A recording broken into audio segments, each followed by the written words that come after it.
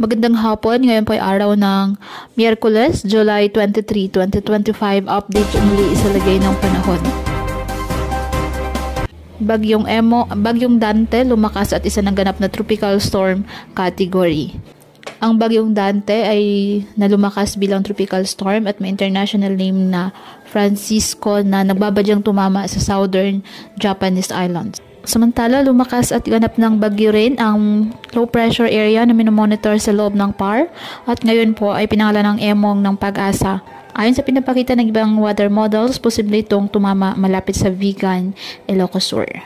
Sa ngayon, dahil sa bagyong Emong, nakataas ang tropical cyclone wind signal number 1 dyan po sa Ilocos Norte, kanlurang bahagi ng Ilocos Sur, hilagang kanluran ng bahagi ng La Union at kanlurang bahagi ng Pangasinan.